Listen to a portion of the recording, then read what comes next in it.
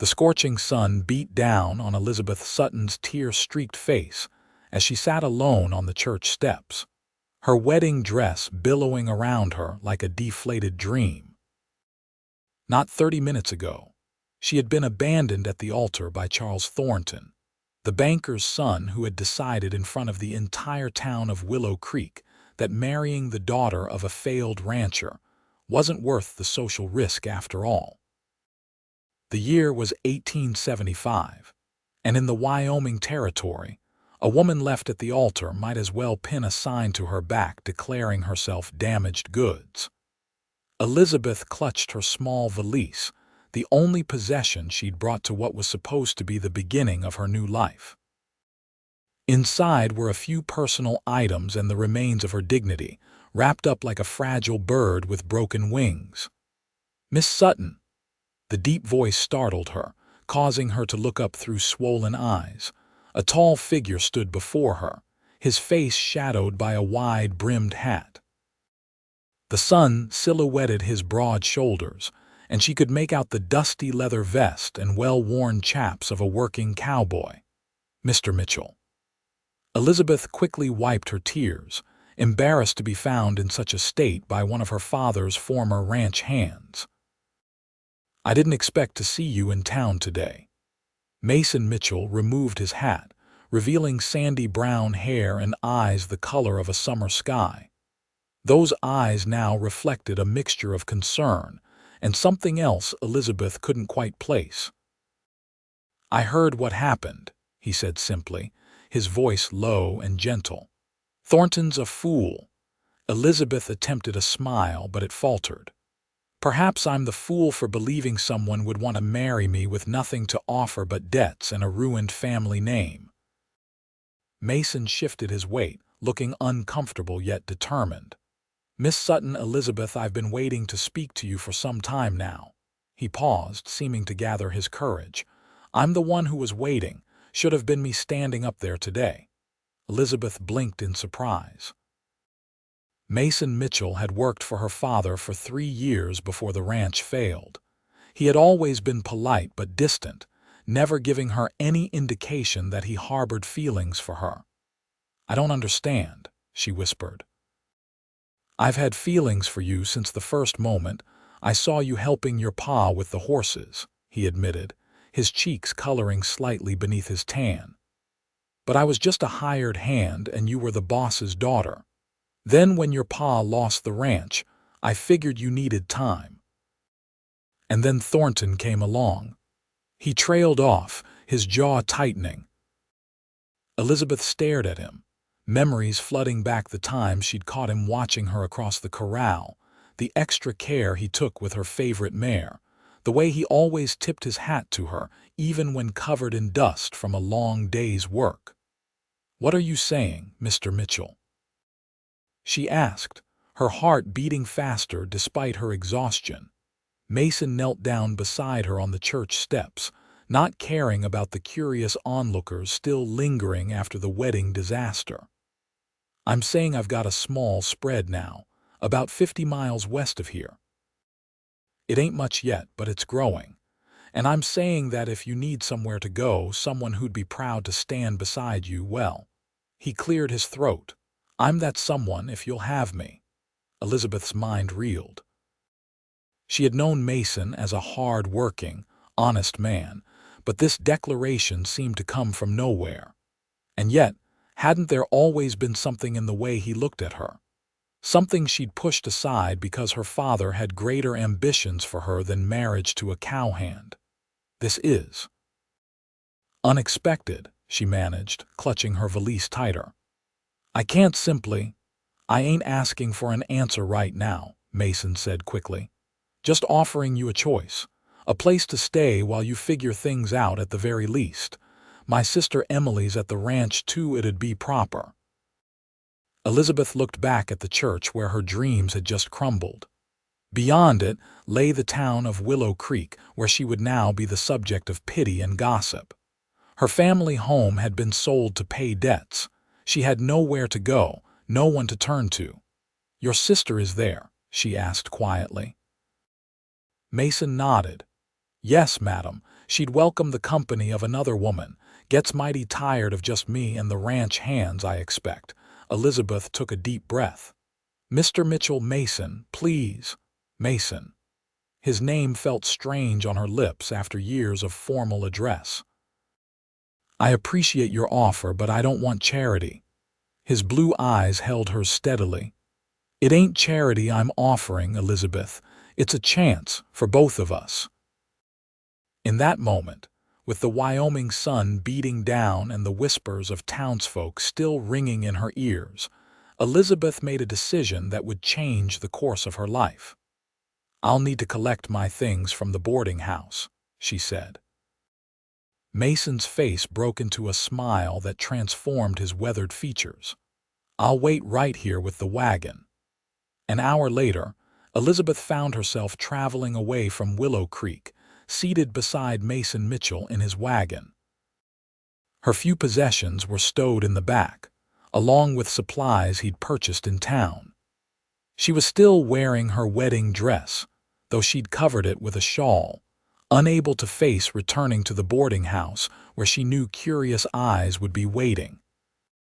I have a change of clothes for you at the ranch, Mason said, as if reading her thoughts. Emily's about your size, and we can stop at Miller's Creek to rest the horses if you'd like.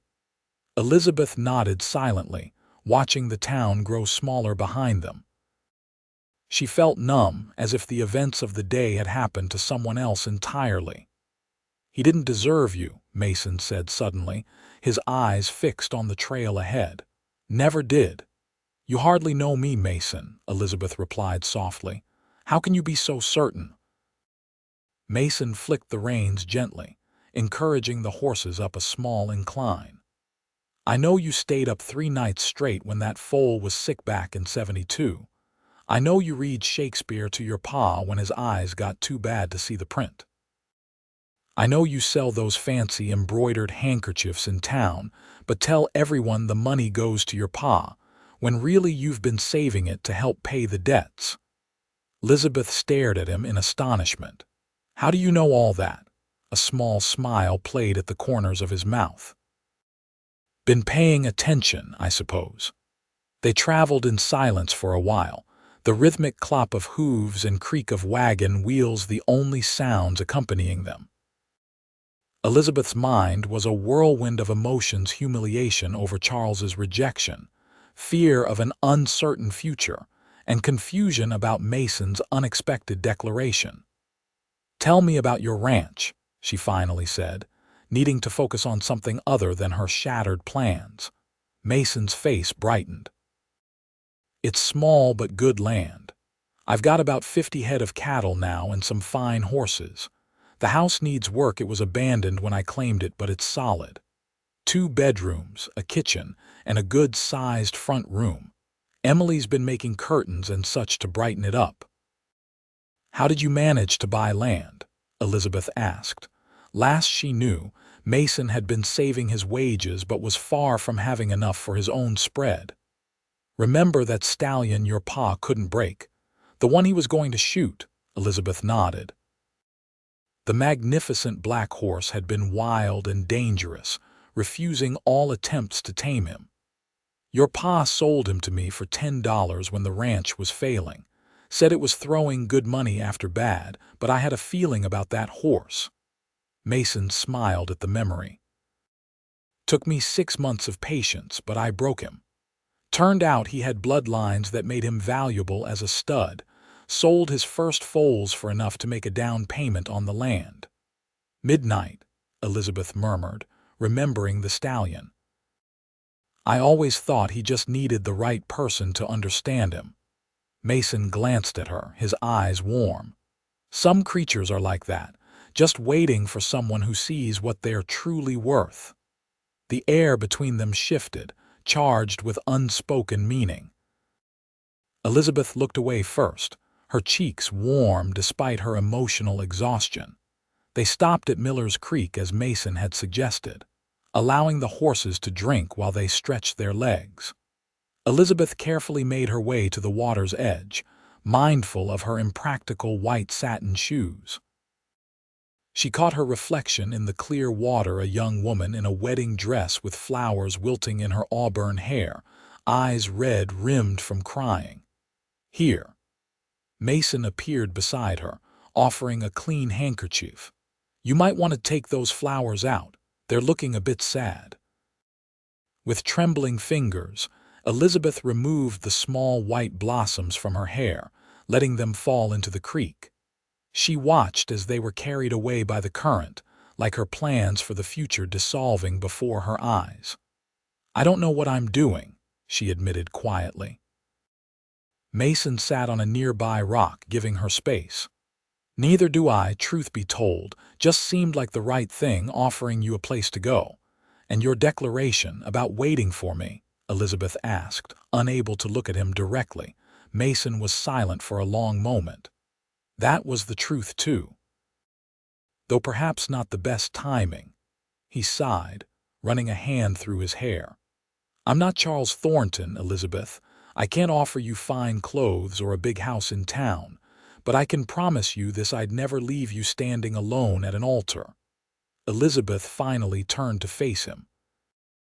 "I believed Charles loved me. I was wrong about that. How do I know what's real anymore?" "You don't," Mason said simply. "Not right away. That's why I said you need time. Come to the ranch, get to know Emily, see if you might fit there. If not, I'll take you wherever you want to go when you're ready.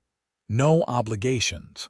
His honesty was refreshing after Charles's empty promises and her father's desperate schemes to restore their fortunes. Elizabeth nodded slowly. "Thank you. That seems fair." They continued their journey as afternoon stretched into evening. The landscape changed gradually, becoming more rugged, with rolling hills and stands of pine trees breaking up the open prairie. By the time the sun began to set, painting the sky in brilliant oranges and purples, Elizabeth could make out a small cluster of buildings in the distance. "That's it," Mason said, a note of pride in his voice. "Mitchell Ranch." As they drew closer, Elizabeth saw a modest log house with a covered porch, a large barn, and several smaller outbuildings. Smoke curled from the chimney, and lantern light glowed warmly in the windows.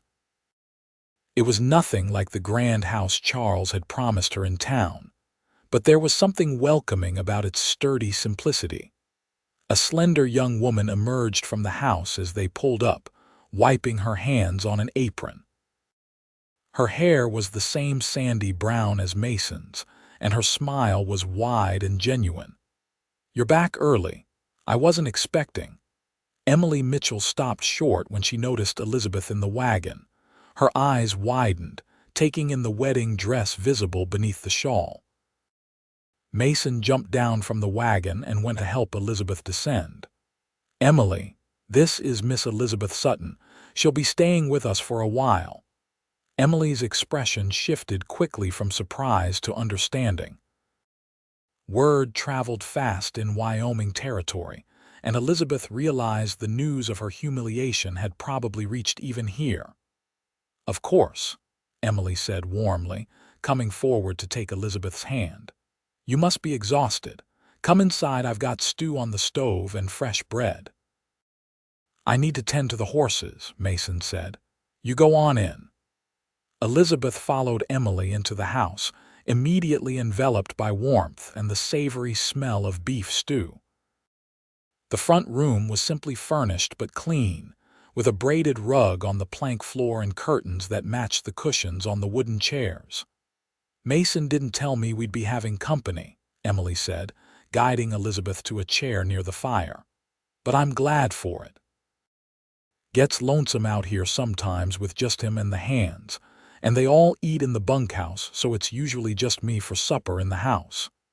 Elizabeth sank gratefully into the chair. "I apologize for arriving unannounced. It's been an unexpected day." Emily's kind eyes reflected sympathy. "No need for apologies. Let me get you something more comfortable to wear. That dress is beautiful, but it can't be practical for sitting." While Emily disappeared into one of the bedrooms, Elizabeth took the opportunity to look around. The furniture was sturdy and well-made, if not fancy. A bookshelf held a surprising number of volumes. On the mantel sat a framed photograph of a couple she assumed were Mason and Emily's parents, along with a few small treasures: a polished stone, a carved wooden horse, and a delicate china cup that seemed out of place among the rustic surroundings. "Here we are," Emily returned with a simple cotton dress and a pair of soft house slippers. "The bedroom just down the hall is yours for as long as you need it. There's water in the pitcher if you'd like to wash up before supper." Elizabeth accepted the clothes gratefully. "Thank you. You're very kind, especially considering you showed up with my brother wearing a wedding dress meant for another man." Emily's eyes twinkled. "Mason sent word with one of the hands who was heading to town yesterday. Said he might be bringing back a guest who needed a safe place. He didn't mention the circumstances, but I can guess. Your brother offered me shelter when I had nowhere else to go," Elizabeth explained, not wanting Emily to misunderstand. "It's temporary until I decide what to do next." Emily smiled knowingly. "Of course. The spare room is yours for as long as you need it. Now go change before that stew boils over." The bedroom was small but comfortable, with a narrow bed covered by a colorful quilt, a washstand with a pitcher and bowl, and a small chest of drawers. A window looked out toward the barn, where Elizabeth could see Mason caring for the horses by lantern light. She carefully removed her wedding dress, a task made difficult without the help of a maid. The dress that had cost her last bit of savings, that was supposed to transform her from a failed rancher's daughter to a respectable banker's wife. Folding it carefully, she placed it in the bottom drawer of the chest, out of sight. Emily's dress was a bit loose but clean and comfortable. Elizabeth washed her face, removing the last traces of her tears along with the light rouge her friend Harriet had insisted she wear for the ceremony. Her reflection in the small mirror above the washstand showed a young woman with tired green eyes and auburn hair coming loose from its elaborate arrangement. By the time she returned to the front room, Mason had come in from the barn. He had removed his hat and vest and washed up, his hair still damp around his temples. For a moment, seeing him standing by the fire in his white shirt with the sleeves rolled up, Elizabeth was struck by how at home he looked and how out of place she felt. "Feeling better?" he asked, his eyes taking in her changed appearance. "Yes, thank you." Elizabeth smoothed the borrowed dress self-consciously. "Your sister has been very kind. Just set another place at the table," Emily called from the kitchen area. "Nothing special about that." Mason pulled out a chair for Elizabeth at the sturdy wooden table. "Emily makes the best stew this side of the Mississippi. One of her many talents." Dinner was a surprisingly comfortable affair. Emily kept the conversation light, telling Elizabeth about the ranch and their neighbors, carefully avoiding any mention of the day's events in Willow Creek. Mason spoke little but watched Elizabeth with attentive eyes, making sure her cup was filled and her plate never empty. "Mason tells me you're good with horses," Emily said as they finished their meal. "That'll be useful around here. That new mare he bought is skittish as a rabbit." "I wouldn't say I'm particularly skilled," Elizabeth demurred. "I just enjoyed helping with them on my father's ranch." "Don't let her fool you," Mason said to his sister. "She has a way with them. Saw her calm a horse once that 3 grown men couldn't get near." Elizabeth felt a flush of pleasure at the compliment. "That was just patience, not skill." "Patience is a skill," Mason replied. "One that's rare enough these days." After supper, Emily insisted on cleaning up alone, shooing Mason and Elizabeth to the chairs by the fire. An awkward silence fell between them, the events of the day hanging unspoken in the air. "I want to thank you," Elizabeth finally said, her voice low so Emily wouldn't hear. "What you did today was extraordinarily kind." Mason stared into the flames. Wasn't thinking about being kind, just couldn't bear seeing you sitting there alone. He paused. I meant what I said, Elizabeth. About waiting, about wishing it had been me. Elizabeth studied his profile, the strong line of his jaw, the slight furrow between his brows as he concentrated on the fire. Why did you never speak of these feelings before? He gave a small shrug. Wasn't my place. Your father had plans for you. Better plans than a ranch hand with big dreams and empty pockets. And now, Elizabeth asked softly. Mason turned to look at her directly. Now I've got land. Not much, but it's growing. I've got prospects, and you're free to make your own choice, not your father's. I was just abandoned at the altar, Mason, Elizabeth reminded him gently. My heart isn't ready to consider another attachment. I know that, he said quickly. I'm not asking for anything. Just wanted you to understand why I brought you here. It wasn't just charity. Before Elizabeth could respond, Emily returned from the kitchen, effectively ending their private conversation.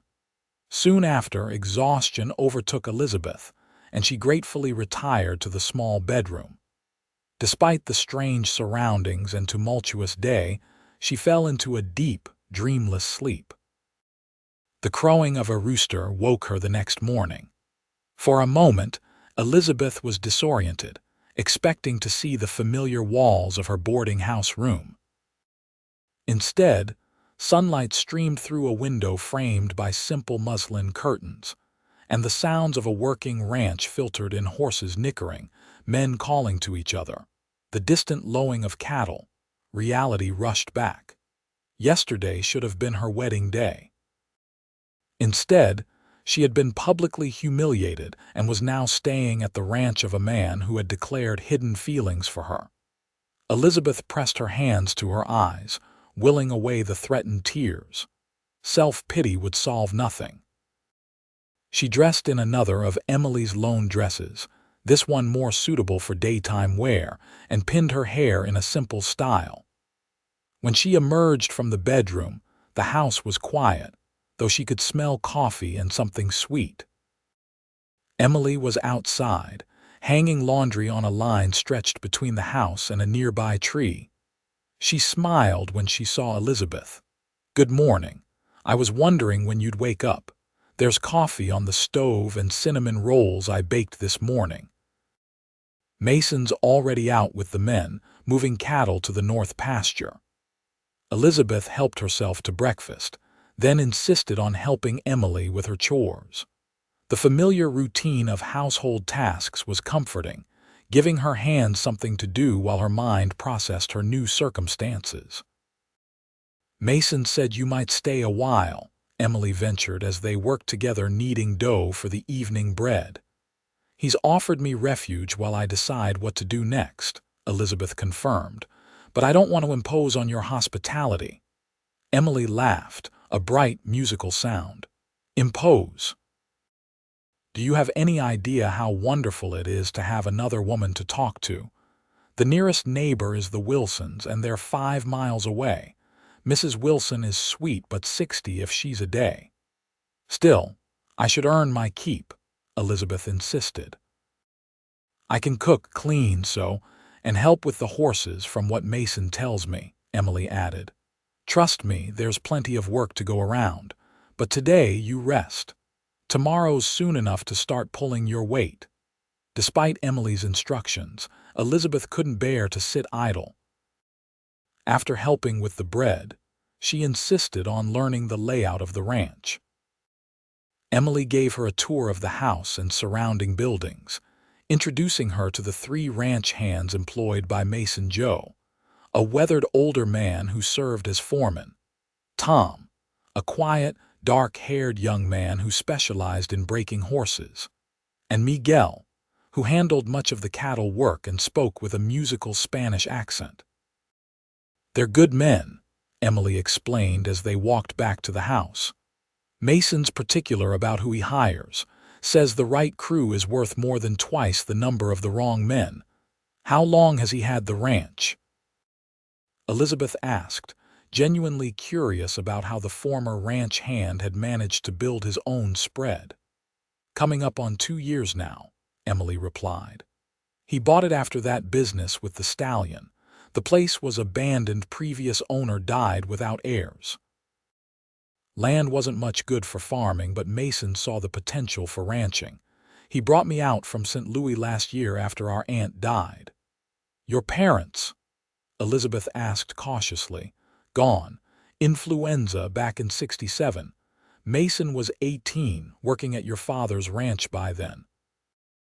I went to live with our aunt in St. Louis until I turned 18 last year." Emily smiled sadly. "Mason sent money all those years, making sure I got schooling, even when he barely had enough to eat himself." Elizabeth thought about the Mason she had known at her father's ranch, always respectful, hardworking, but keeping to himself. She had never considered his life beyond his work, had never thought about his responsibilities or dreams. "He's a good man, your brother," she said softly. Emily's eyes were knowing. "The best, just not one for showing it in fancy words or gestures." They spent the afternoon in domestic tasks, with Emily teaching Elizabeth the routines of the ranch house. By late afternoon, the men returned, dusty and hungry. Elizabeth found herself unexpectedly nervous as Mason entered the house, removing his hat and boots at the door. "Ladies," he greeted them, his eyes lingering on Elizabeth. "Hope you had a peaceful day." "Elizabeth's been a tremendous help," Emily said, setting a plate of cold chicken and biscuits on the table for her brother. "Quick learner, too." Mason sat down to his late lunch, his movements efficient but unhurried. "Thought you might like to see the horses afterward, Elizabeth." "If you're not too tired." Elizabeth welcomed the chance to escape the confines of the house, despite Emily's earlier insistence that she rest. "I'd like that very much." After Mason finished eating, they walked to the corral where several horses were kept. Elizabeth's spirits lifted at the sight of the beautiful animals. Horses had always been her solace, even during the darkest days of her father's financial ruin. "That's Jupiter," Mason said, pointing to a magnificent bay stallion who watched them imperiously from across the corral. "Son of Midnight, that stallion I told you about. Got his father's spirit but not his meanness." "He's beautiful," Elizabeth breathed, admiring the horse's powerful build and intelligent eyes. "And that's Starlight," Mason continued, indicating a delicate gray mare who approached the fence curiously. "The one Emily mentioned. She's got potential but spooks at shadows. Tom's been working with her, but she's not making much progress." Elizabeth extended her hand slowly toward the mare, who sniffed cautiously before allowing her to stroke her velvet nose. "She just needs confidence. Someone to show her the world isn't as frightening as she thinks." Mason watched Elizabeth with the horse, a small smile playing at his lips. "Some creatures take time to trust, can't rush them." Elizabeth caught his meaning and felt a blush rise to her cheeks. "Mason, about what you said yesterday." "No need to speak of it," he said quickly. "Like I said, no expectations. You're here as our guest for as long as you need." "But I should be clear," Elizabeth insisted. "I'm grateful for your help, but I'm not in a position to consider anything else right now." Mason nodded, his expression unreadable. "Understood." He turned his attention back to the horses. "Thought you might like to ride tomorrow if you're feeling up to it. Could show you the boundaries of the ranch." The abrupt change of subject was both a relief and a disappointment. "I'd like that," Elizabeth replied, "though I haven't ridden in some time. Not since Father sold the last of our horses. Starlight has a gentle gait when she's not being spooked. Might be good for you two to get acquainted." They spent the next hour with the horses, with Mason explaining his breeding program and plans for expanding the herd. Elizabeth found herself genuinely interested, asking questions and offering suggestions based on her experience at her father's ranch. It was the most relaxed she had felt since arriving. As they walked back to the house for supper, Mason suddenly asked, "What would you have done?" If yesterday had gone as planned, Elizabeth considered the question. Been Charles's wife, lived in town, done charitable work and hosted dinner parties, I suppose. The life that had seemed so desirable now sounded hollow. Would you have been happy? Mason's question was gentle but direct. I thought so, Elizabeth admitted. But now I wonder if I was more in love with the idea of security than with Charles himself. It was a painful realization, one she had been avoiding since the moment Charles had left her standing alone at the altar. Mason nodded thoughtfully. Security's nothing to scoff at, especially after what you've been through with your father's ranch. Is that why you've worked so hard for this place? Elizabeth asked. For security, partly, Mason acknowledged, but mostly because I've wanted my own land since I was a boy. Something that couldn't be taken away, something to build and pass on. He looked out over the ranch, his expression one of quiet pride. It's not much yet, but it's mine. Elizabeth saw the ranch through his eyes for a moment, not as a rough collection of buildings in the wilderness, but as the foundation of something enduring. It stirred something inside her, a longing she hadn't allowed herself to acknowledge while pursuing Charles and his promises of town life. The days that followed fell into a comfortable routine. Elizabeth helped Emily with household tasks in the mornings, then spent afternoons either working with the horses or learning about other aspects of ranch operations. Mason was often busy with the cattle and business matters, but he made time each day to check on her, sometimes accompanying her on rides around the property. A week after her arrival, Elizabeth was in the barn brushing Starlight when she heard the sound of an approaching wagon. Curious, she led the mare back to her stall and stepped outside to see a smart buggy pulling up to the house. Her heart froze when she recognized the driver. Charles Thornton sat rigidly on the seat, his tailored suit and bowler hat looking absurdly out of place against the backdrop of the working ranch.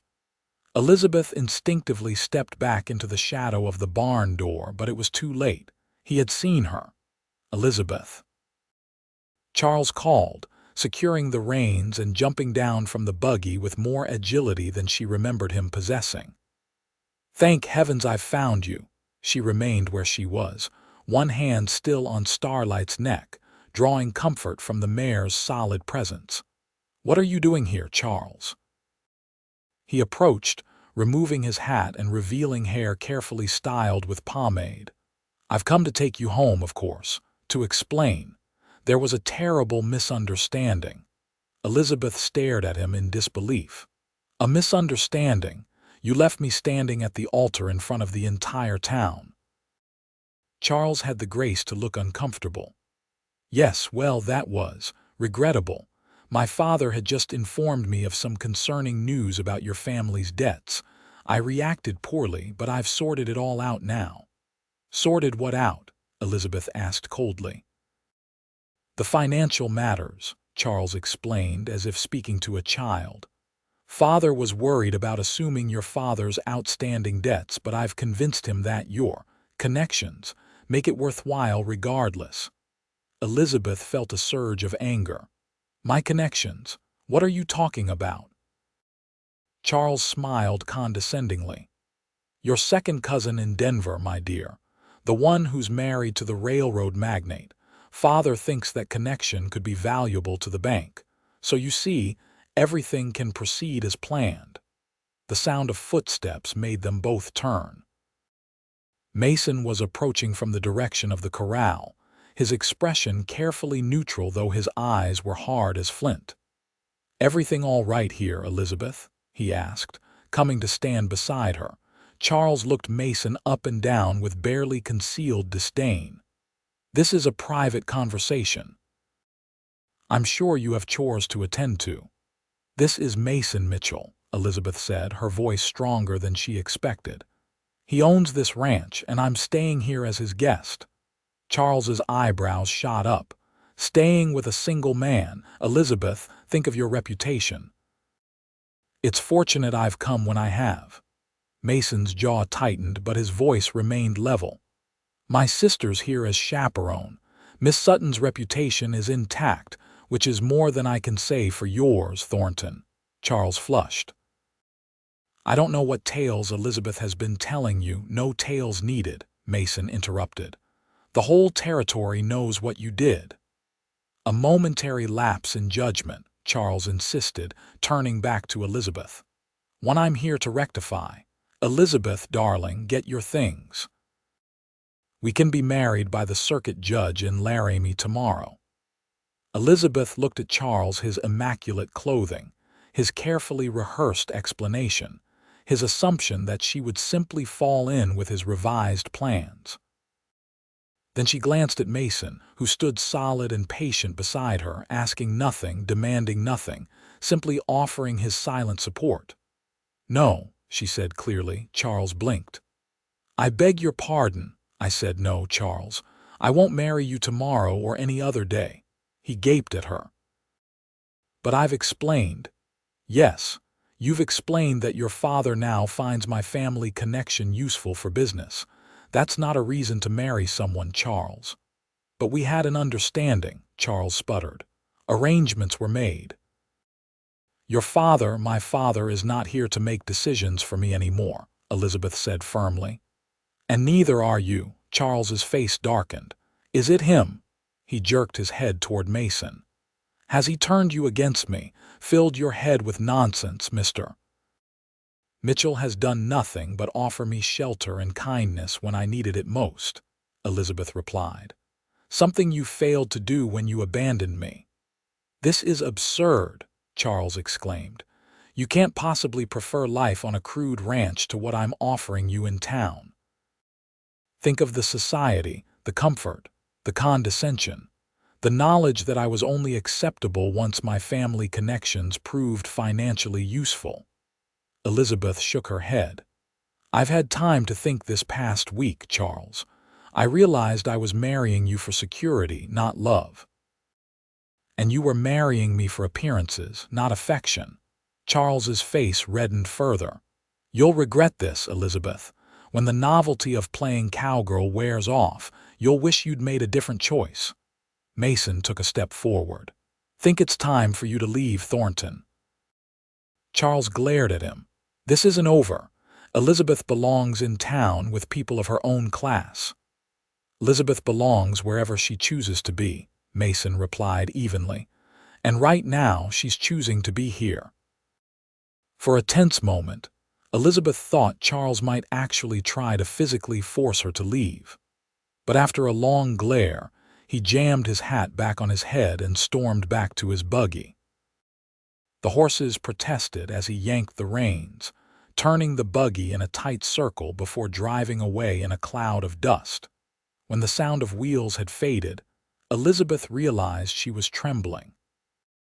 Mason noticed too, but didn't comment, simply offered her his handkerchief for the tears she hadn't realized were falling. Thank you, she whispered, dabbing at her eyes. For what? Mason asked.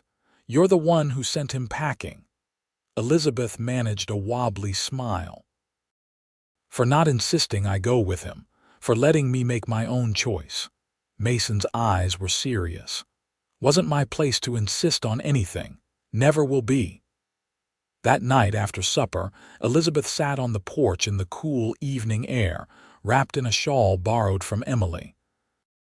The confrontation with Charles had stirred up emotions she thought she'd begun to process. Anger at his presumption, relief at finding the strength to refuse him, and confusion about her own feelings, especially regarding the quiet cowboy who had offered her sanctuary. The door creaked behind her and Mason stepped onto the porch with 2 steaming mugs. Emily made hot chocolate, he said, offering one to Elizabeth.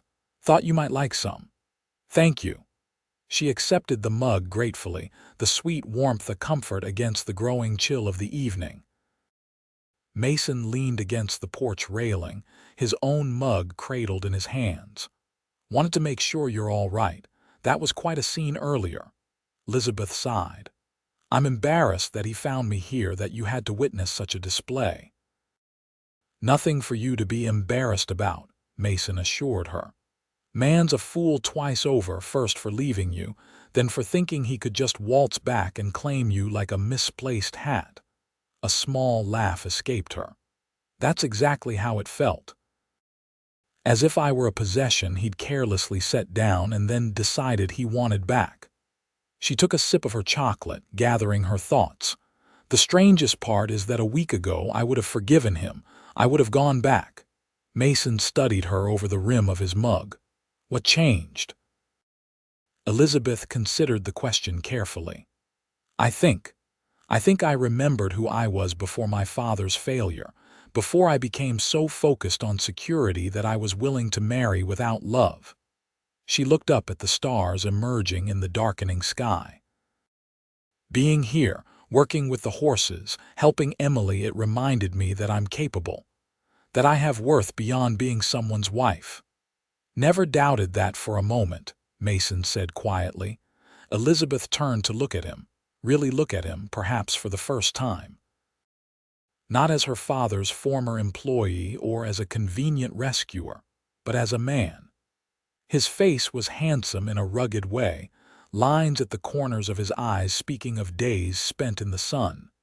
His hands were strong and capable, marked with the calluses of hard work. But it was his eyes that held her attention steady, honest, and looking at her with an admiration that made her breath catch. Mason, she began, uncertain what she wanted to say but feeling the need to say something. It's getting chilly, he interrupted gently. Should probably head inside before you catch cold. The moment passed, and Elizabeth wasn't sure whether to be relieved or disappointed.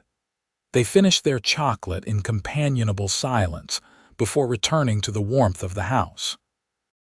Over the next few weeks, Elizabeth found herself settling into life at Mitchell Ranch with surprising ease. The work was hard but satisfying, and she discovered skills she hadn't known she possessed. Under Tom's guidance, she helped gentle Starlight until the mare would accept a saddle and rider without fear. Emily taught her to make soap using lye and rendered fat, a practical skill Elizabeth had never needed in town. Most evenings were spent in the cozy front room, with Emily sewing or reading aloud while Mason repaired tack or whittled. Sometimes they played cards or simply talked, sharing stories and plans for the ranch's future. Elizabeth found herself increasingly included in these discussions, her opinions solicited and valued. Mason remained respectful of her boundaries, never pushing for more than friendship. Yet Elizabeth often caught him watching her with that same warm admiration, quickly masked when she noticed. For her part, she found her thoughts turning to him with increasing frequency, appreciating his quiet strength. His thoughtfulness, the way he treated everyone from his sister to the newest ranch hand with equal respect. One morning in late May, about a month after her arrival, Elizabeth was helping Emily hang laundry when they heard a rider approaching. Both women shaded their eyes against the bright sun, trying to identify the visitor. "It's Harriet," Elizabeth exclaimed, recognizing her friend from town. She hurried to meet the approaching horse, genuinely pleased to see a familiar face. Harriet Parker, the milliner's daughter and Elizabeth's closest friend in Willow Creek, reined in her horse and dismounted with a flurry of skirts. She was a petite woman with lively brown eyes and a ready smile, which she now turned on Elizabeth with evident relief. "Lizzie, thank goodness you're all right. We've been so worried." The women embraced, and Elizabeth made quick introductions to Emily. "What brings you all this way, Harriet?" "It's nearly 20 miles from town." "Looking for you, of course," Harriet exclaimed. "After that dreadful business with Charles and then you disappearing with Mason Mitchell of all people. The rumors have been flying. Some said he'd kidnapped you." Elizabeth laughed despite herself. "Hardly." Mason offered me a place to stay when I had nowhere else to go. His sister Emily has been here the whole time." She gestured to the younger woman. Harriet had the grace to look embarrassed. "Well, that's a relief to hear, though I never believed the worst of it." She lowered her voice, though Emily had tactfully retreated to the house. "But Lizzie, what are you doing here? You could have stayed with us in town." Elizabeth sighed. "And face everyone's pity every day, no thank you. Besides, I've been useful here." "More than I ever would have been as Charles's wife, I suspect." Harriet's eyes widened. "But surely you don't mean to stay, not permanently." "I haven't decided yet," Elizabeth admitted, "but I'm not ruling it out." "But what about Charles?" "He's been telling everyone there was a misunderstanding, that you'll be reconciled soon." Elizabeth's jaw tightened. "Charles came here 2 weeks ago. I sent him away. There will be no reconciliation." Harriet studied her friend's face. "You've changed, Lizzie." "I hope so," Elizabeth replied with a small smile. "Would you like to come inside? Emily's made fresh bread, and I'm sure she'd welcome another woman to talk to." Harriet stayed for lunch, gradually relaxing as she saw how comfortable Elizabeth was in the ranch house. Mason returned from the fields midday and greeted Harriet politely, though Elizabeth could sense his wariness. "Mr. Mitchell," Harriet said as they ate, "I must thank you for looking after Lizzie. It was very gallant of you." Mason looked uncomfortable with the praise. "Just did what anyone would do." "I doubt that very much," Harriet replied archly. "Most men in Willow Creek were too busy gossiping about the scandal to offer any practical help." After the meal, Harriet asked to speak with Elizabeth privately. They walked to the small garden Emily had started behind the house, where young vegetable plants were beginning to thrive.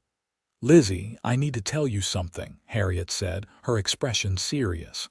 "Your father's returned to Willow Creek." Elizabeth stopped short. "My father?" "But he went to Denver months ago looking for work. He arrived last week. He's staying at the boarding house and asking after you.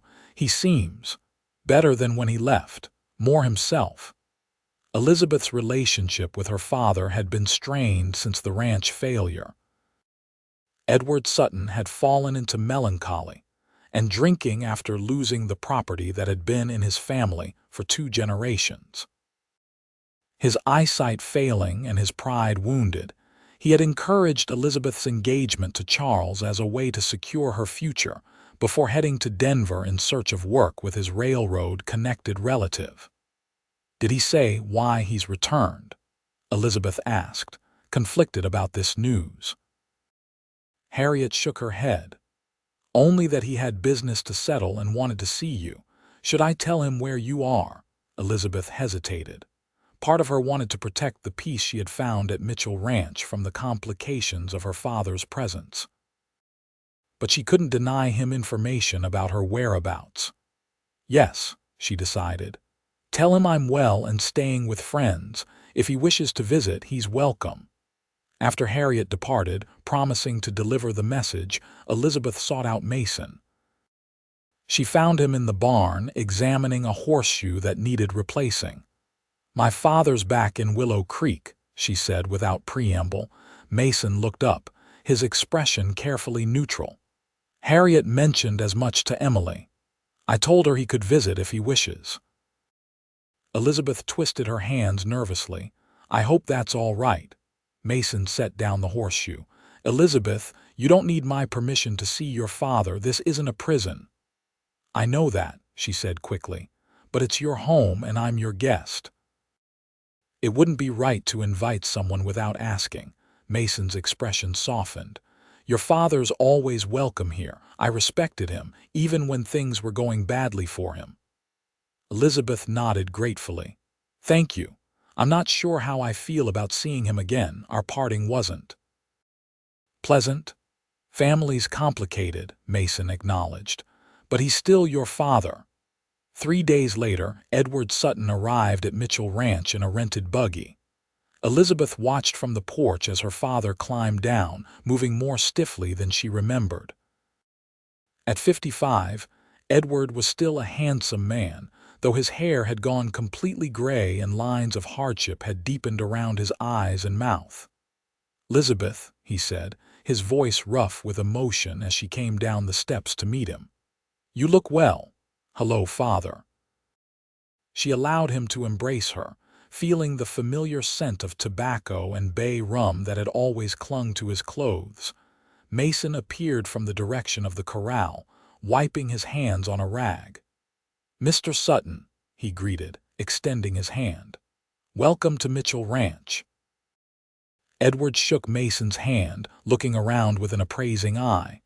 "Mitchell, heard you'd made something of yourself out here. Appears the rumors were correct." "Still a work in progress," Mason replied modestly. "Would you like to come inside? Emily's prepared refreshments." Over coffee and Emily's cinnamon rolls, Edward explained his return to Wyoming territory. "Got a position with the railroad, thanks to Catherine's husband. Nothing fancy managing shipping records in their Cheyenne office, but it's steady work, suitable for a man with failing eyes." "That's wonderful news, father," Elizabeth said sincerely.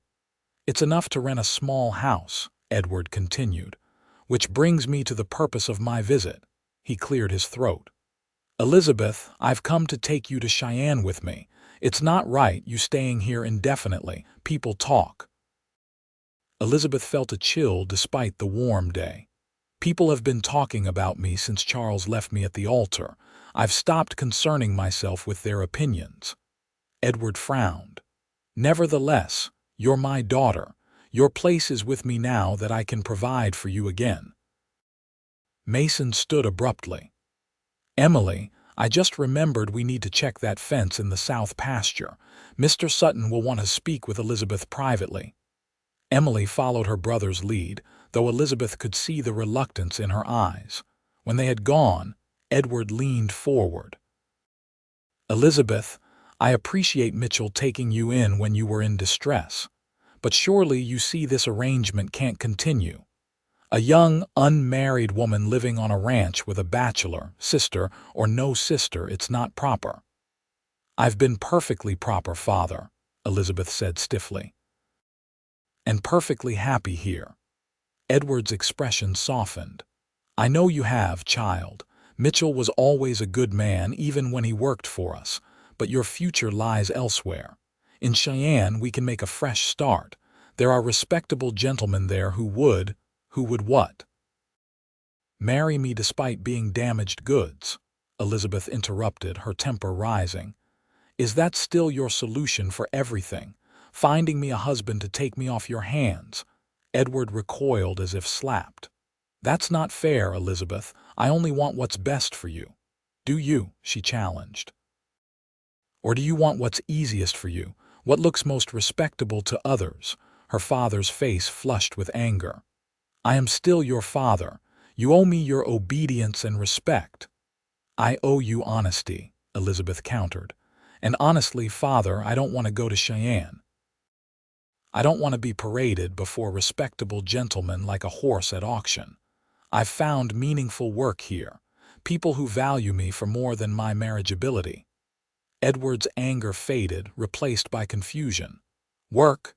You mean as a housekeeper for Mitchell?" "As a horse trainer, among other things," Elizabeth explained. "I've been helping with the mare breeding program. Mason says I have a gift for it." Her father studied her face. "You've changed, Elizabeth." "So people keep telling me," she replied with a small smile. "I think I've just remembered who I always was, beneath the desperation to please everyone else." Edward was silent for a long moment. "And Mitchell, what is he to you?" Elizabeth felt heat rise in her cheeks. "He's my friend. My employer, I suppose, though he's never treated me as a servant." "Is that all?" her father pressed. "Because the way he looks at you suggests otherwise." We haven't discussed anything beyond friendship," Elizabeth admitted. "He's been very respectful of my situation." Edward nodded slowly. "That sounds like Mitchell. Always was one to take the long view of things." He sighed deeply. I won't force you, Elizabeth. You're a grown woman, and God knows I've made enough mistakes to forfeit any right to direct your life. But will you at least consider visiting Cheyenne, seeing what possibilities might await you there? It was a reasonable request, more reasonable than Elizabeth had expected.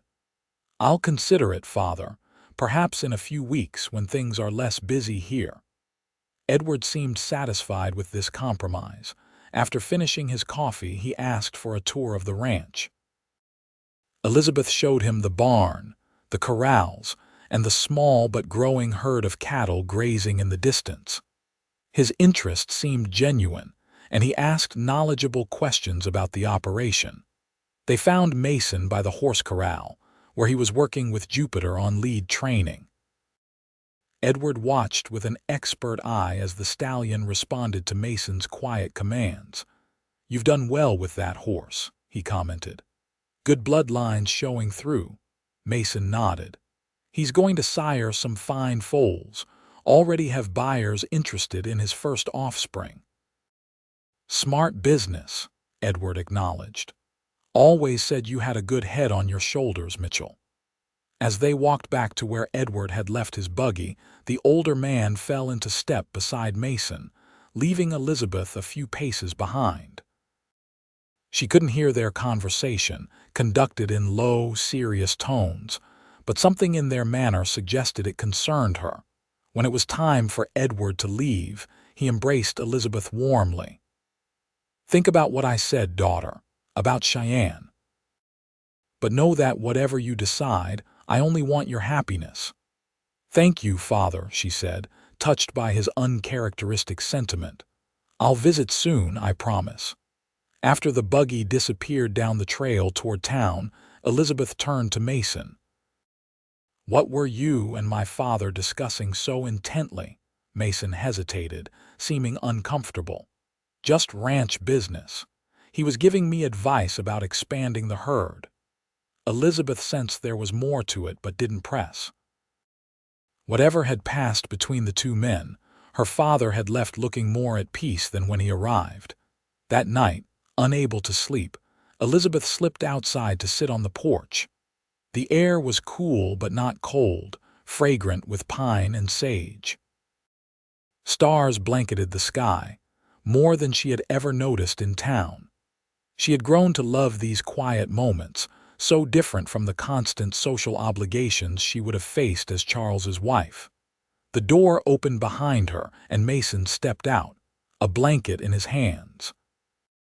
"Thought you might be cold," he said, offering it to her. "Thank you." She wrapped it around her shoulders, appreciating his thoughtfulness. "Couldn't sleep." He settled into the chair beside hers. "Saw the lamplight from the window, figured you might want company."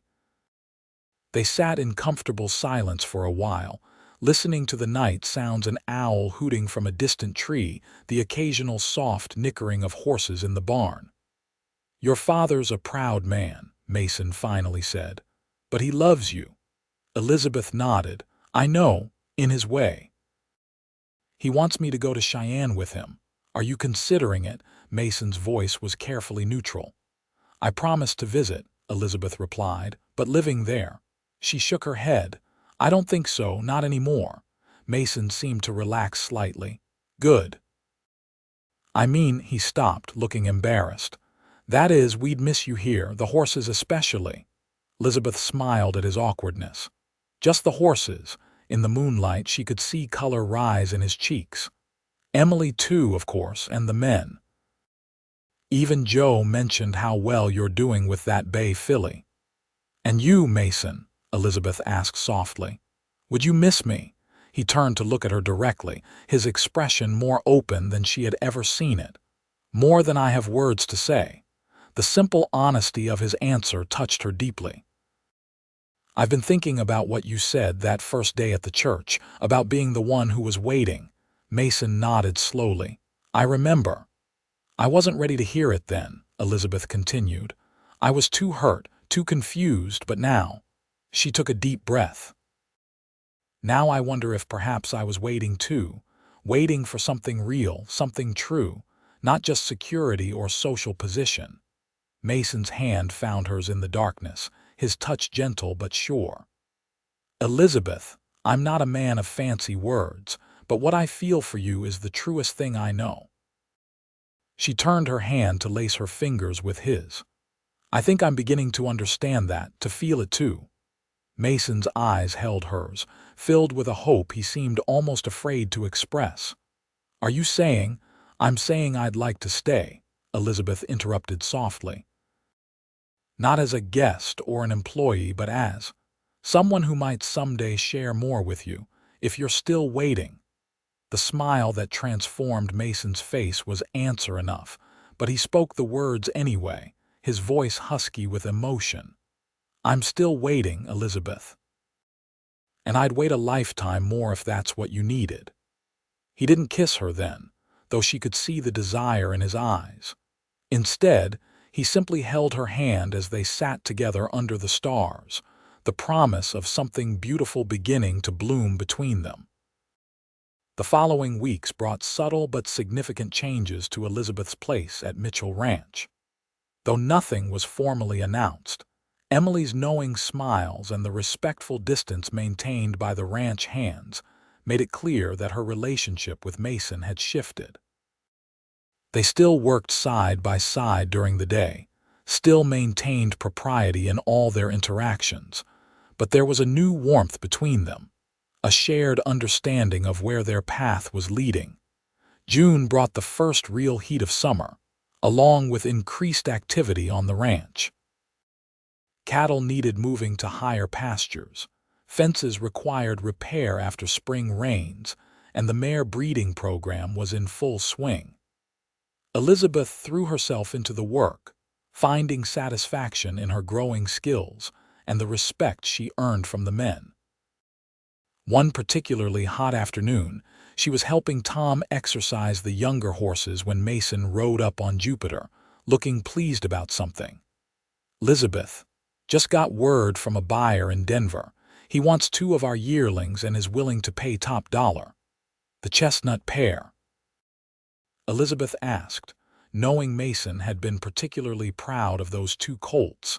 He nodded, swinging down from Jupiter's back. "This puts us ahead on the breeding program by at least a year. Thought we might celebrate. Emily's been asking to visit the Wilsons. Maybe we could all ride over for supper." The Wilson family, Harold, Martha, and their 3 children were the closest neighbors, though close was a relative term in Wyoming territory. Their ranch was 5 miles away, but the families had formed a friendship, often helping each other with larger projects and sharing meals on special occasions. "That sounds wonderful," Elizabeth agreed, wiping sweat from her brow. "I'll just finish with this gelding and then help Emily prepare something to bring." Mason's eyes lingered on her face, a smile playing at his lips. "You've got dirt on your cheek," he said softly, reaching out to brush it away with his thumb. The simple touch sent warmth through Elizabeth that had nothing to do with the summer heat. They were still learning this new dance between them, still finding the boundaries and possibilities. "There," Mason said, his hand lingering a moment longer than necessary. "Perfect." Tom tactfully focused on adjusting his horse's bridle, giving them a moment of privacy in the busy yard. That evening, the Mitchell party set out for the Wilson Ranch. Mason and Elizabeth on horseback, with Emily and a basket of fresh bread and preserves in the small buggy. The ride was pleasant despite the lingering heat, with long shadows stretching across the rolling landscape as the sun began its descent. The Wilsons welcomed them warmly, ushering them into their comfortable ranch house, where the older children immediately dragged Emily off to show her a litter of kittens born in the barn. Martha Wilson, a practical woman with a kind face, pulled Elizabeth into the kitchen to help with final supper preparations. "You're looking well, my dear," Martha said as they worked. "Ranch life agrees with you, it seems." Elizabeth smiled, slicing bread for the table. "It does." "More than I ever expected." Martha's eyes twinkled knowingly, And I suspect Mason Mitchell agrees with you too. Elizabeth felt herself blush but didn't deny it. He's a good man. One of the best, Martha agreed. Harold always says if there's a more honest man in the territory, he hasn't met him. She paused in her stirring of a pot of beans. We were all shocked about what happened with that banker's son. But looking at you now, I'd say it was a blessing in disguise. The greatest blessing of my life, Elizabeth admitted quietly, though I couldn't see it at the time. After a hearty supper, the men retired to the porch with pipes and conversation about cattle prices, while the women cleaned up, and Martha's daughter showed Emily and Elizabeth her collection of pressed wildflowers. It was a simple, pleasant evening, the kind Elizabeth had come to value far more than the formal dinners she would have hosted as Charles's wife. As they prepared to leave, Harold Wilson pulled Mason aside for a private word. Elizabeth noticed Mason's expression grow serious, then concerned as he listened to whatever news the older rancher was sharing. On the ride home, under a sky brilliant with stars, Elizabeth guided Starlight alongside Mason's mount. "Is everything all right, Mr.?" Wilson seemed to have some worrying news. Mason hesitated before answering. "There's been some trouble with rustlers in the area. Wilson lost a dozen head last week, and the Jenkins place 20 miles east lost more. Sheriff's organizing a meeting of ranchers to discuss forming a patrol." Elizabeth frowned. "Is your herd at risk?" "Any cattle are at risk," Mason replied grimly, "but we're smaller than most operations around here. Might not be worth their trouble." Despite his reassurance, Elizabeth noticed Mason spent more time riding the boundaries of the ranch in the days that followed. He instructed the hands to be extra vigilant and kept the rifles in the house clean and loaded. Though he tried to shield her from his concerns, Elizabeth could see the worry in his eyes when he thought she wasn't looking. A week after their visit to the Wilsons, Elizabeth was awakened in the middle of the night by urgent voices. Pulling on a robe, she hurried to the front room where she found Mason buckling on a gun belt while Joe stood at the door, his expression grave. "What's happening?" she asked, fear clutching at her heart. Mason looked up, his face tight with tension. "Rustlers. Tom spotted them moving some of our cattle from the north pasture. Joe and I are going to head them off. Emily's in her room. Stay with her." "Be careful," Elizabeth pleaded, fighting the urge to beg him to stay. Mason's expression softened briefly. He crossed to her and for the first time pressed a quick, hard kiss to her lips. "Lock the door behind us. If there's trouble, use the shotgun by the fireplace." Before she could respond, he and Joe were gone, their horses' hooves fading into the night. Elizabeth secured the door as instructed, then checked on Emily, who was already awake and frightened. "It's all right," Elizabeth assured her with more confidence than she felt. "Mason and Joe know what they're doing." The two women sat together in the front room, jumping at every sound, the shotgun within reach. An hour passed, then two, with no word. Elizabeth found herself pacing, straining to hear any indication of what might be happening in the darkness beyond the house. "He'll be all right," Emily said softly. "Mason's always been careful." Elizabeth nodded, unable to voice her fears. She had lost so much already: her mother to illness years ago, her father's ranch, her position in society. The thought of losing Mason now, just as they were beginning to build something together, was unbearable. The sound of approaching horses finally broke the tense silence. Elizabeth rushed to the window, peering into the pre-dawn darkness. Relief flooded her when she recognized Mason's tall figure dismounting in the yard, followed by Joe and Tom. All appeared unharmed. She flung open the door, propriety forgotten in her relief. "You're safe." Mason looked exhausted but managed a smile at her obvious concern. "We're fine." Got most of the cattle back too. Rustlers ran when they saw we were armed. Thank God, Emily exclaimed, appearing behind Elizabeth. Joe and Tom headed toward the bunkhouse after ensuring Mason didn't need anything further. When they were gone, Mason sank into a chair, the adrenaline clearly wearing off. I was so worried, Elizabeth admitted, kneeling beside him to examine a scratch on his cheek. When you didn't come back, I'm sorry, he said, catching her hand in his. Didn't mean to frighten you. Emily discreetly excused herself to make coffee, leaving them alone. Mason brought Elizabeth's hand to his lips, pressing a kiss to her palm. Thought about you the whole time, he confessed. About coming back to you. Made me more cautious than I might have been otherwise. Elizabeth's heart swelled at his words. I'm glad. I don't know what I would have done if. She couldn't complete the thought. Mason pulled her gently onto his lap, propriety forgotten in the emotional aftermath of danger. You won't have to find out. I plan on coming back to you for a very long time, Elizabeth Sutton. This time when he kissed her, it wasn't the quick, desperate press of lips before danger.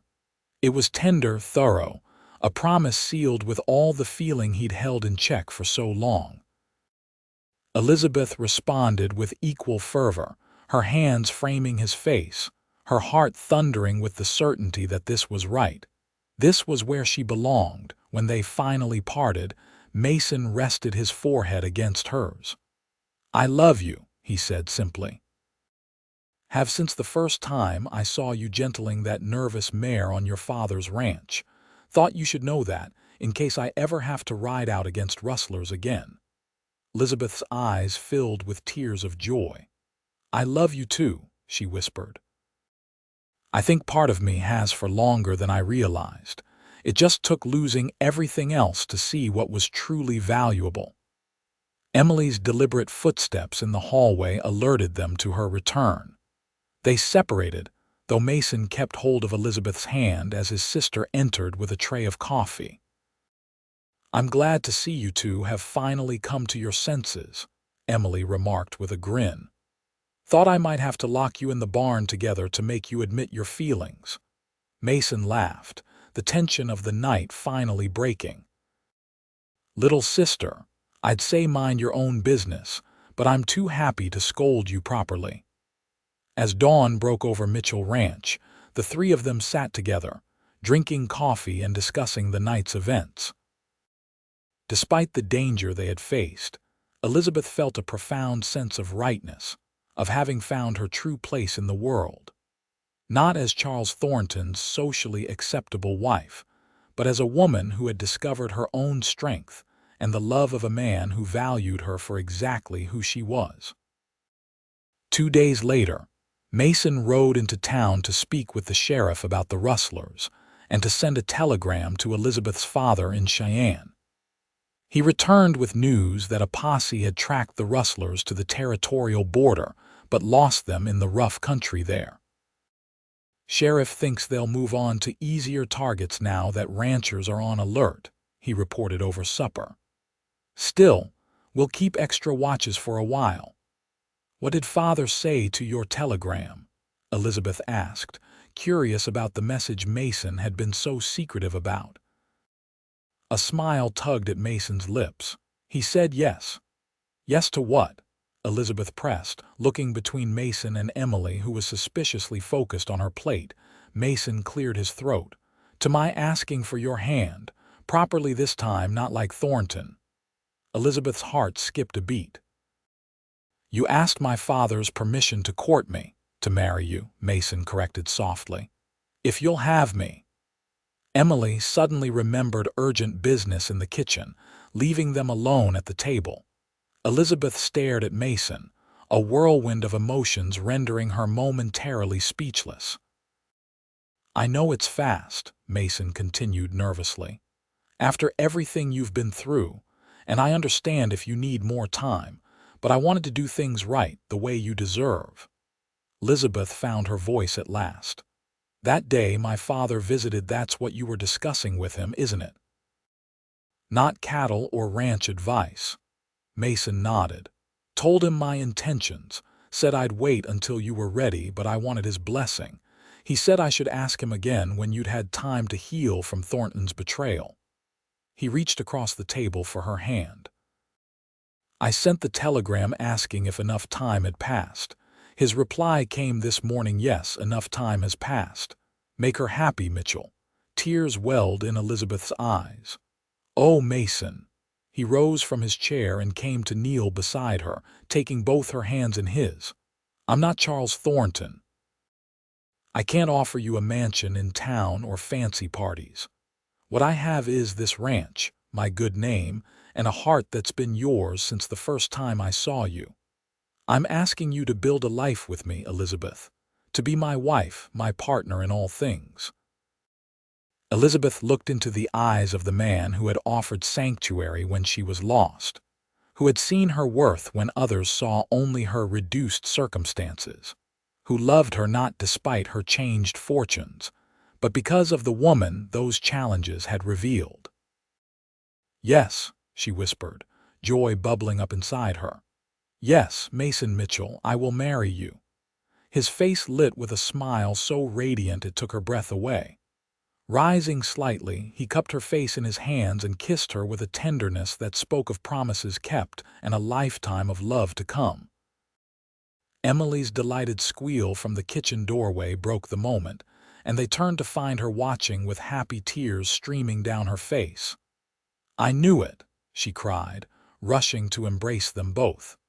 Oh, I'm so happy for you. Plans were quickly made. They would marry in July, a simple ceremony at the ranch with just family and close friends in attendance. Elizabeth would visit her father in Cheyenne first, to share the news in person and to ask him to give her away. The following week, Mason took Elizabeth to Willow Creek to purchase fabric for a wedding dress. It was her first time back in town since the day Charles had abandoned her, and she felt a flutter of anxiety as they approached the main street. We don't have to do this, Mason said, noticing her tension. Emily could come instead. Elizabeth straightened her shoulders. No, I need to face them sometime. Besides, she added with a smile, I want to choose my own dress fabric this time. Word of their engagement had preceded them, judging by the curious glances and whispers that followed their progress down the street. Elizabeth held her head high, Mason's solid presence beside her a reminder that she was no longer the humiliated bride left at the altar, but a woman who had found her own path. In the mercantile, Mrs. Peterson greeted them warmly. Miss Sutton, how lovely to see you, and Mr. Mitchell too. We've heard your happy news. Thank you, Mrs. Peterson, Elizabeth replied, pleased by the genuine warmth in the older woman's voice. I'm looking for fabric for a wedding dress. Of course, of course. I have some beautiful materials that just arrived from Denver, Mrs. Peterson led Elizabeth to a display of fabrics while Mason excused himself to purchase supplies. As Elizabeth examined a bolt of cream-colored silk, a familiar voice spoke behind her. Elizabeth, I heard you were back in town. She turned to find Harriet watching her with a mixture of curiosity and concern. Harriet, how wonderful to see you. The two women embraced, and Harriet immediately began examining the fabrics Elizabeth had selected. So it's true then, you're marrying Mason Mitchell. Yes, Elizabeth confirmed, unable to keep the happiness from her voice. Next month at the ranch. Harriet's expression was difficult to read.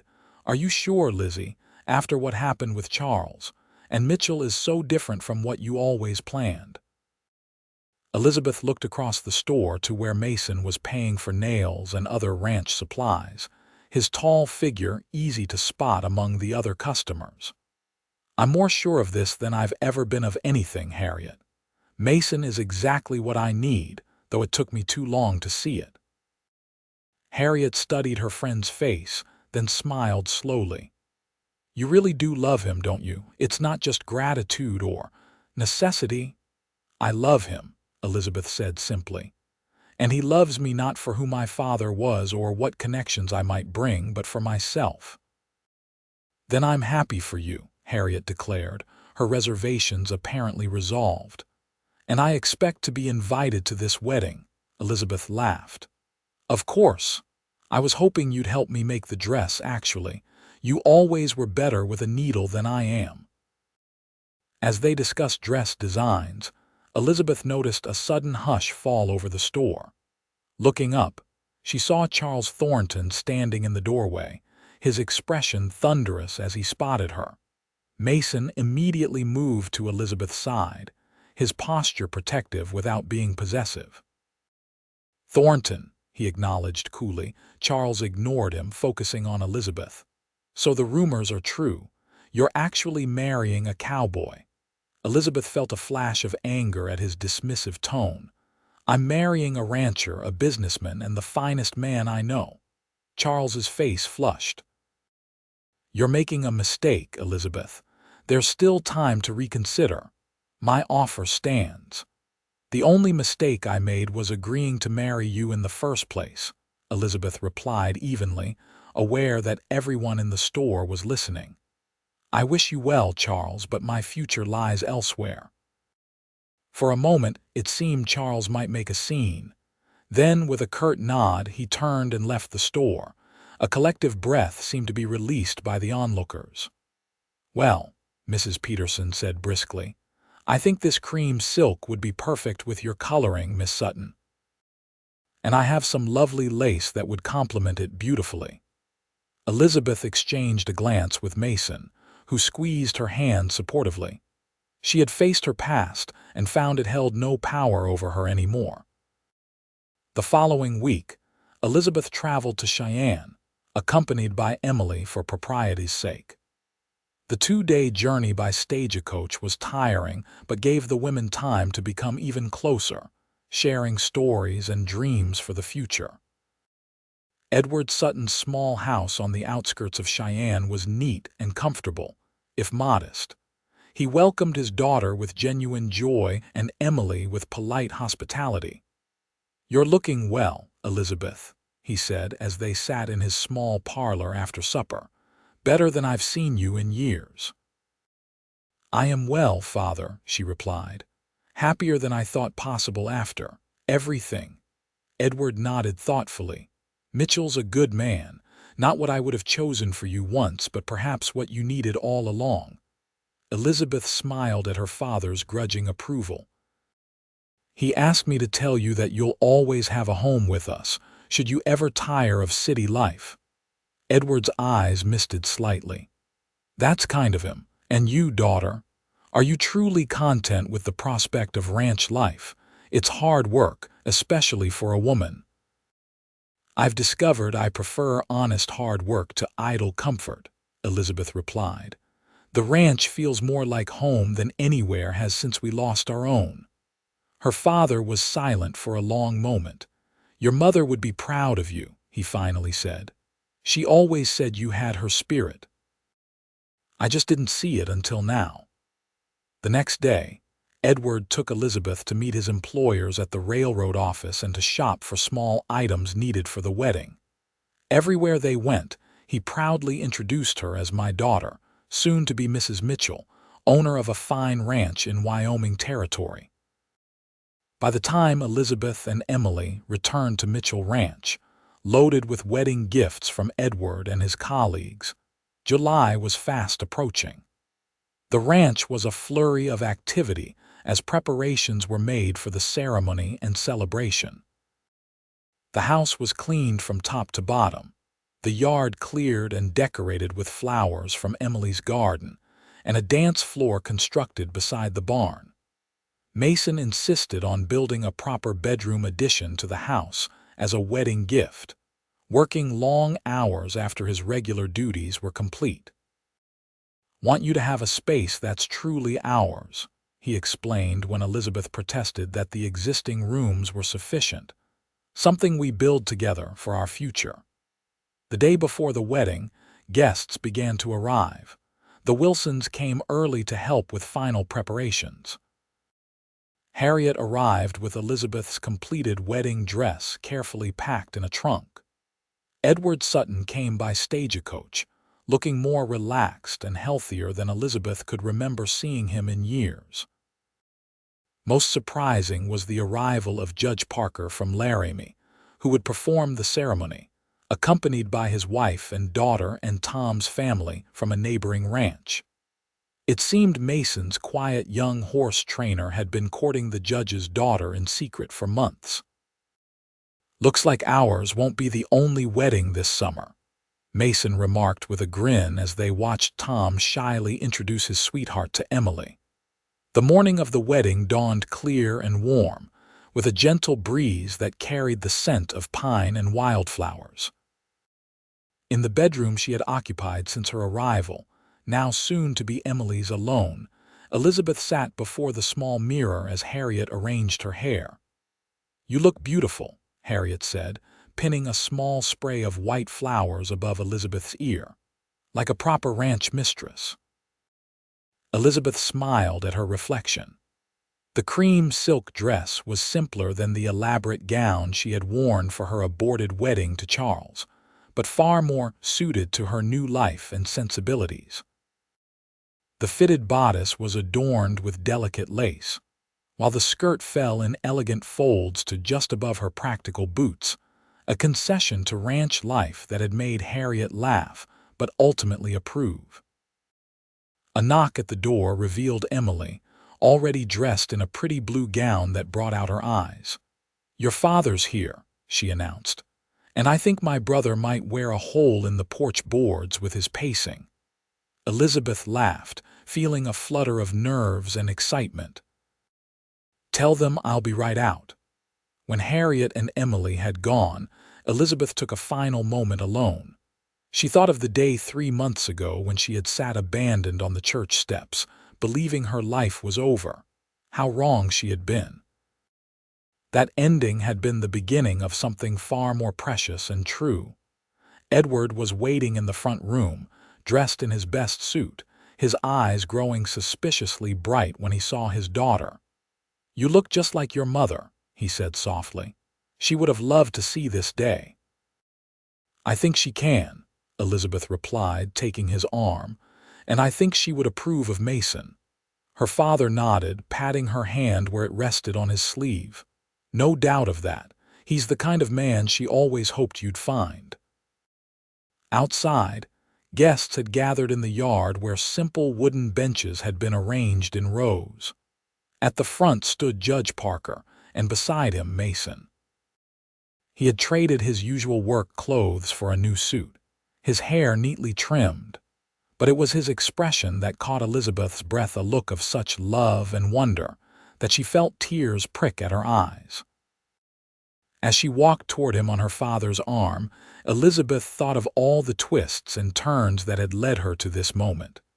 The loss of her family's ranch, the engagement to Charles, the humiliation at the altar. Each painful step had been necessary to bring her here, to this man who had been waiting all along.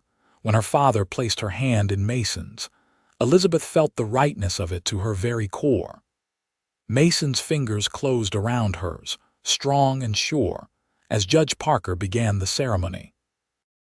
The words were traditional, the promises timeless. Elizabeth and Mason spoke their vows clearly, their voices carrying across the hushed gathering. When Mason slipped a simple gold band onto her finger purchased with the proceeds from the yearling sale, he had told her proudly, Elizabeth felt the last piece of her heart fall into place. "I now pronounce you husband and wife," Judge Parker declared. "Mr. Mitchell, you may kiss your bride." Mason's kiss was tender yet filled with promise, a perfect reflection of the man himself. When they turned to face their guests as husband and wife, the cheers and applause were led by Emily and Edward, who looked for all the world like they had been allies forever rather than recent acquaintances. The celebration that followed was everything Elizabeth could have wished for.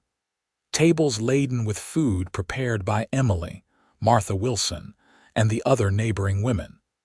Music provided by one of the ranch hands who played fiddle and Joe's surprising talent with a concertina. Dancing on the newly constructed floor beside the barn, with lanterns strung overhead that glowed like stars as dusk fell. As the night grew late, Elizabeth found a moment to slip away to the porch, needing a brief respite from the happy chaos. She stood looking out over her ranch now, in name as well as heart. Having second thoughts, Mrs. Mitchell. Mason's voice came from behind her as he joined her on the porch. Elizabeth turned to him with a smile, savoring the sound of her new name. Not one. Just taking a moment to appreciate how fortunate I am. Mason drew her into his arms, his eyes reflecting the lantern light. I'm the fortunate one. Still can't quite believe you chose this life. Chose me. Best choice I ever made, Elizabeth assured him, resting her head against his chest. Though I have to give Charles some credit. Mason pulled back slightly to look at her. Thornton, what credit does he deserve? Elizabeth laughed at his indignant expression. If he hadn't abandoned me at the altar, I might never have discovered where I truly belonged. With you, on this ranch, building something real together. Understanding softened Mason's features.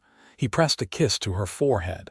Then I suppose I owe him thanks for being fool enough to let you go.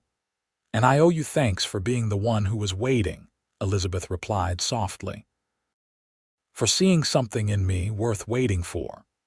Mason's kiss was answer enough, a promise of all the days and nights to come, of a love born in adversity but destined to flourish in the rich soil of shared dreams and mutual respect. Inside, the music and laughter continued. Tomorrow would bring the beginning of their life together, the challenges and joys of building a ranch. Perhaps someday children to fill the rooms of the house Mason had expanded with his own hands. But for now, this moment was enough, standing in her husband's arms on the porch of their home, beneath a Wyoming sky brilliant with stars, her heart finally, truly at peace. 3 years later, Elizabeth stood on that same porch, watching a small figure toddle determinedly across the yard toward Mason, who knelt with open arms to receive his son. Edward Mason Mitchell, named for both grandfathers, had his father's blue eyes and his mother's auburn hair and a will as strong as both his parents combined.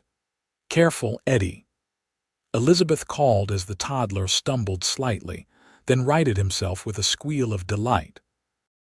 Mason scooped the boy up, tossing him gently in the air before settling him on his shoulders. He's fine, Elizabeth. Got his mother's determination. Elizabeth smiled, one hand resting on her swollen belly where their second child grew.